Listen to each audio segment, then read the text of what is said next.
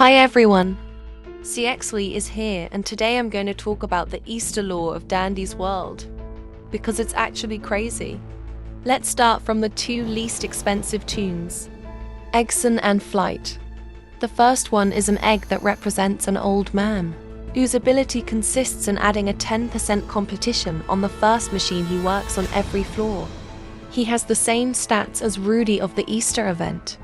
Then we have Flight, Flutter's brother, whose ability consists of giving a plus 15% boost to everyone who walks into his gust. Then we have Koko and Bassie.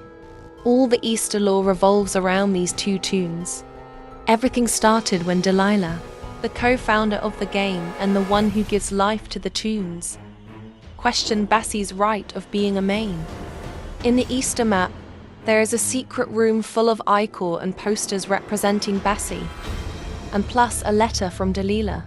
Here, she basically says that Bassie is too dependent on other toons to be a main. This is probably due to her stats that make her neither a distractor nor an extractor, since her stealth is too high and her extraction speed too low. Plus her ability consists in having an extra inventory slot, and in being able to drop items from her inventory, letting other people use them. To sum up, this toon is a survivalist, thus making really hard to play with her without other toons, as her role is mainly help others.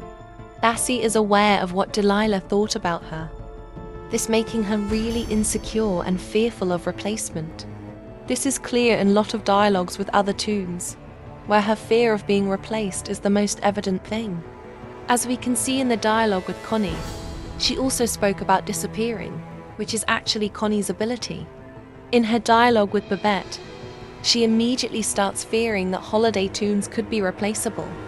The dialogue with Astro is probably the strangest one, as she is literally terrorized by the idea that Astro could be in her dreams.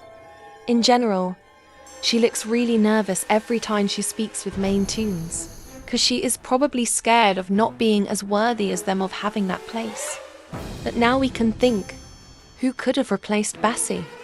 The answer is Koko, the only toon we haven't spoken about yet. She is a chocolate bunny whose ability let her have a bonbon, a speed and extraction boost. She's friendly with everyone, and she always tries to help others. In her dialogues with Bassie, we can notice how Koko just tries to be friends with her, while Bassie treats her in a kind of cold way. This is because Bassie is still resentful about Koko, because of her fear she could replace her, while Koko seems to be clueless of everything. We can also notice that, in the Easter floor, there are not only Bassie's plushies, but also Koko's. This is pretty strange since, as we can see in other rooms, the only toons that have plushies are the main characters. So why also Koko is in there? This could make us think that Delilah probably thought that Koko could have been more worthy than Bassie of being the main toon of the event. Something interesting is also visible in Bassie's Twisted. We can notice that half of her face seems to be conscious, while the other side not. Although we don't know why toons became Twisteds, I thought that this could be connected with the writings on the secret room's wall. Some writings say, "Get her," while others say, "I'm sorry."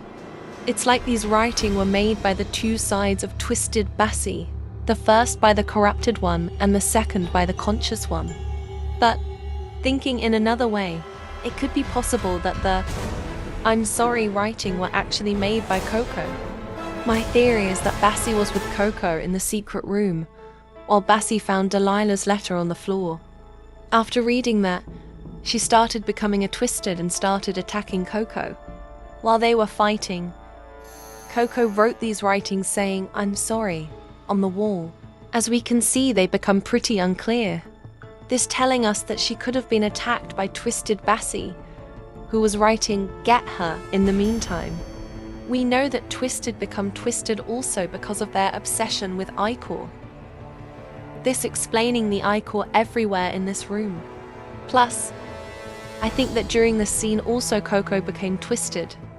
This explaining the footprints and handprints on the floor, as they are the same as Twisted Koko, whose hands and feet are covered by icor. Bassie might have dragged Koko into that closed door. that possibly communicates with another one on the other part of the floor, as we can see Koko's footprints even there. Crazy, isn't it? But this is just my theory. Let me know in the comment what is yours. Bye.